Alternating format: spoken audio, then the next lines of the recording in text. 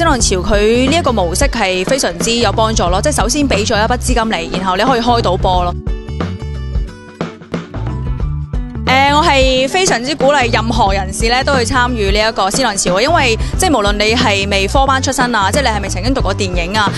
我甚至乎覺得可能你搞過任何嘅藝術法，或者係你其實有一個自己嘅 idea 咧，都不妨嘗試去參加嘅，因為我覺得入邊嘅評審啦，大家嘅 mentor 咧其實好開放，只要你有即係夠膽，或者真係有嘢你係關心，你有嘢想去做嘅話，都嘗試去參加咗先咯，即係最後嘅結果。即係可能係你意料之外嘅。我希望爺爺好似隻龜仔咁長命百歲，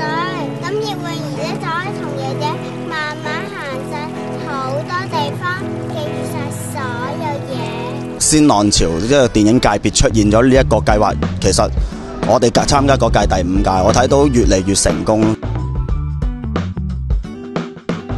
無論係 ADC 嘅職員啦，職員真係包括你哋訪問緊我哋嘅職員啦，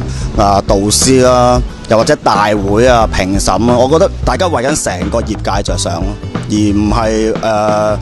有一種可能山頭主義，你一定要拍某一類嘢，我哋先至俾你，然後佢哋又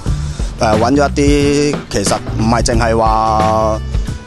本地嘅評審咯，即係其實係有世界各地嘅唔同嘅評審嚟到嘅時候，你其實係讓你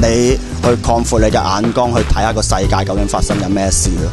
咁我覺得呢個係我自己最欣賞鮮浪潮嘅計劃，亦都我覺得係 ADC 一個幾成功嘅一個計劃嚟。